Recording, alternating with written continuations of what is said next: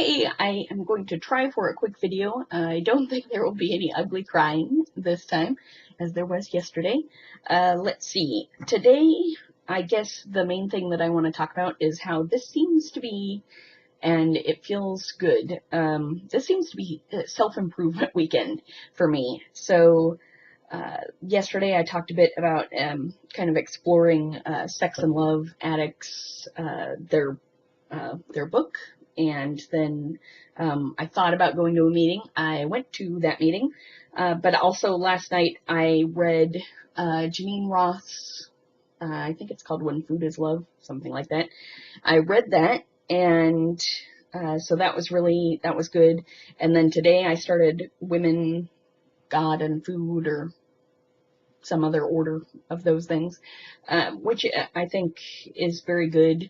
I'm also going to get back to one of the other books that I mentioned in one of my videos this weekend and take some time to really meditate on some of the ideas that have come up for me.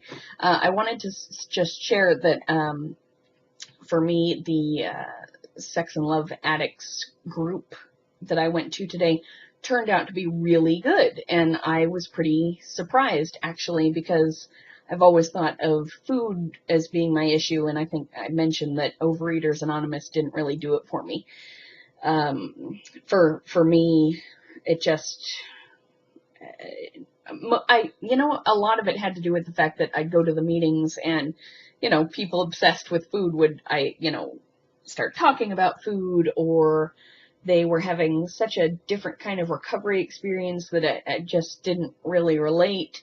And for me, and I think for most people with food is really personal. In fact, if you have food issues, which you may, you probably know that a lot of people with food issues prefer to eat alone or in private or in secret or whatever. But anyway, I've found that talking about my food plan, like I talk about it here on YouTube, in part because I don't really interact with anyone. There's a camera, and I know that there are theoretically people on the other end, but I'm really interacting with the camera. And so, and by interacting, I mean I am communicating and the camera is not.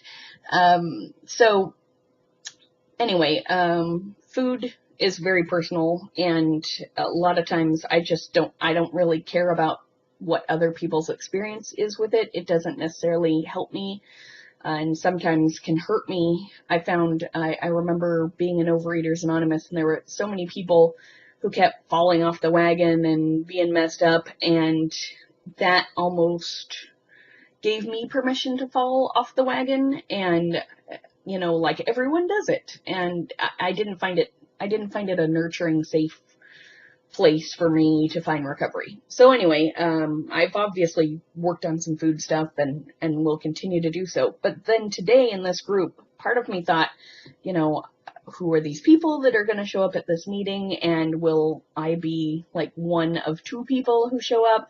But it turned out that, to borrow a phrase from my Jewish life, there was at least a minion, and I think a few people arrived late, and so there were at least 15 people in there, maybe up to 20, and it was a good group of people. A lot of them have clearly been in the group for a long time, but that didn't stop folks from just, they didn't rely on people knowing anything. They told their stories, and it felt like a very safe place to tell one story. And even though I don't necessarily see myself identifying as an addict yet, I mean, in part because I kind of reject the idea that a label does much for a person, but on the other hand, I can see how going through some steps and being aware of these issues and maybe even working through them could be really helpful, a helpful component of my healing. Or I don't know if it's healing so much as one of the things I said in group today is, and it's the truth, is that at least twice in my life I've lost over 100 pounds, and I have arrived at the exact same weight, which is technically overweight for somebody my height, but I would say looks pretty average, good on me. And I have done an about face. The last time, I swear I was only down to that weight for a matter of hours. And I did an about face. And one of those reasons is that I didn't have the inner fortitude to deal with having a normal body and interacting with people with my normal body. For me, I have always attracted people. Of course, I'm getting older now, so maybe that won't happen as much, but I've always attracted people, period, whatever weight I'm at. And, but there's usually, like the fitter I am, the more those are romantic attachments or attraction things. And the heavier I am, the less that happens. People are still drawn to me, but not necessarily for a romantic reason. And when my weight goes down and the attention heats up, I don't know how to deal with that. In part because, in addition to just being an introvert, I'm really an introvert in terms of, my closest friends don't live in the same state as I live in. The people I feel closest to are not in the state. There are people in the state who I consider my friends and who even in the city, but the closest people I've got are at a distance. And I work from home, and although there are opportunities to co-work, I usually prefer to work solo. And yeah, I enjoy my company. But in part, this brings me back to the sex and love addicts thing, in part because of issues I have related to this. I realized as I told the group, that one of the struggles I have is, that my life has become unmanageable. It's like the first step. You realize this, that your life has become unmanageable, that you admit that you're powerless and that sort of thing. And my life is not unmanageable in terms of sex and love. I have had a couple of relationships in my past that I would say were unhealthy, and my life was probably a bit unmanageable, but not a whole lot. And I've done a lot of work in therapy to work through that, and I think I make a lot better choices with the men in my life, both friends and romantic partners. Even friends with benefits, I think those relationships have been really healthy. And so there's that on that level. But when I hit that normal-ish weight for me, that is when my life feels unmanageable. And so, as I shared with the group, I think that keeping that in mind and keeping the examples of the couple of relationships in my past in mind, I know that I have that potential to have poor relationship choices. Moreover, I know that when I hit that weight, which it feels like is going to happen because the food and the weight is working just fine on the keto, I feel like my life will become unmanageable if I do not spend the next, I think I still have over 100, I do still have over 100 pounds to go before I hit that weight. So thank goodness I have that time, because I think I need it to strengthen my inner resources so that when I look like a normal person, I'm also interacting with people as a normal person. Or not a normal person. That sounds odd because there's so many versions of normal, but a healthy version of me is interacting with people, that I have boundaries, that I feel okay asking for what I want and need, that I feel okay sharing those vulnerable to me wants and needs, and yeah, just that I'm in a comfortable place.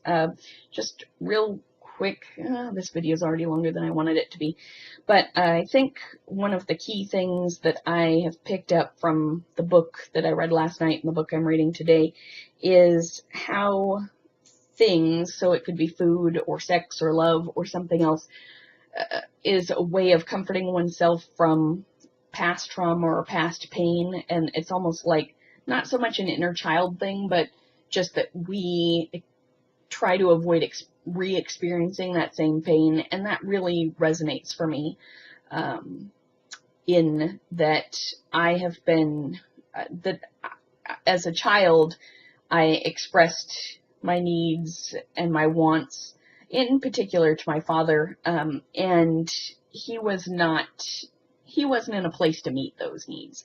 And I accept that as an adult. I understand, because I would not be in a place to meet the need of a child at his age, or even now. Well, maybe I would. I don't know. I'm an improving person, but that really cut me to the quick. And ever since then, I have been afraid to express my needs, afraid to be vulnerable to another person with my authentic truthfulness, because I have feared that rejection, that experience of rejection.